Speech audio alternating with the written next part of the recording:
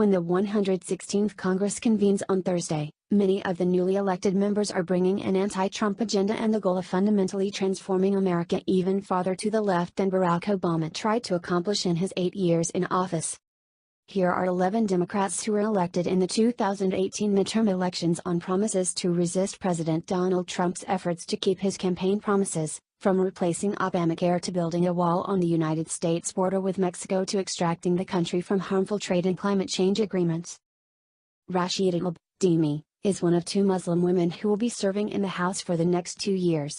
This is the time that we get to vote out hate, and the way we do it is by electing people like us into places where we make decisions right now, to push back, then candidate Rashida Tlaib said in a Detroit News article published ahead of the midterms.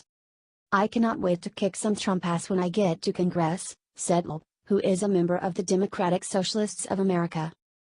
Alexandria Ocasio-Cortez, DNY, also a Democratic Socialist, has been in the headlines since she won a seat in the House because of her sometimes outlandish remarks and leftist agenda.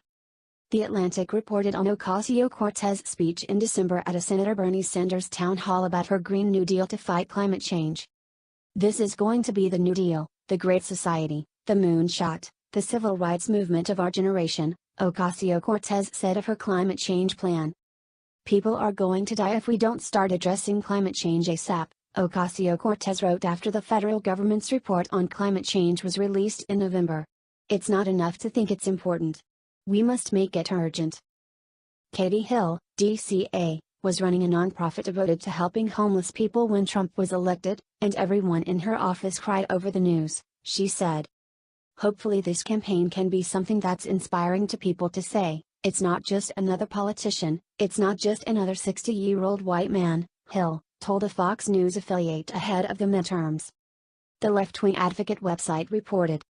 As a bisexual woman married to a man, she has faced some pressure to be closeted, along with biphobia. Being out was a huge decision early on, she says, as many people urged her to hide her bi identity. "But," she says, "I've been out as being bi since I was a teenager, right after high school."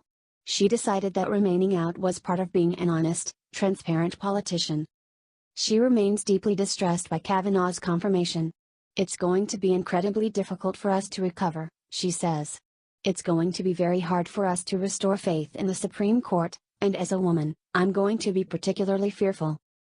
Jahana Hayes, DCT, who campaigned on gun control, is set to become a member of the House Democrats' Gun Violence Prevention Task Force, formed after the Sandy Hook Elementary School mass shooting.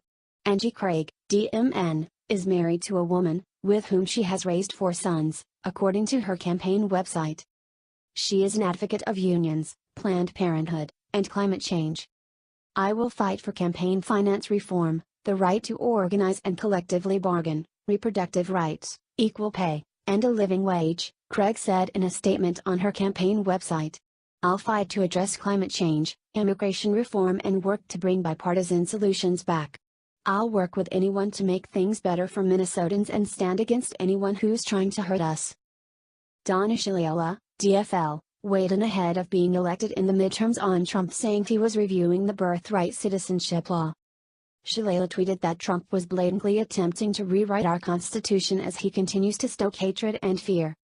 "The community has an opposite view from the president," Shalala said. "We know we are a community of immigrants. This community has been built by immigration and by immigrants who have worked hard." Deb Haaland, DNM, is described in the media as a lesbian and Native American. In an article in the Santa Fe New Mexican, Haaland criticized filmmaker Dinesh D'Souza, who came to New Mexico to advocate for her opponent. A controversial far-right pundit and filmmaker whose conviction on a campaign finance violation was pardoned this year by President Donald Trump is coming to New Mexico to campaign for Republican congressional candidate Janice Arnold Jones. Democrat Deb Haaland disparaged D'Souza's credentials, describing him in an email to potential campaign supporters as the criminal conservative pundit pardoned by the president. Aside from being a racist, convicted criminal, it's important to point out that the crimes he committed were campaign finance violations, Haaland said of D'Souza, who pleaded guilty to violating campaign finance laws in 2014. "My opponent is already right in line with this administration and their culture of corruption," Haaland said. Shreese Davids, DKS, a Democrat from Kansas, made history Tuesday by becoming the first openly LGBTQ Kansan elected to Congress. She joins Deborah Haaland of New Mexico, another winning Democrat on Tuesday, as the first two Native American women elected to Congress, NBC reported.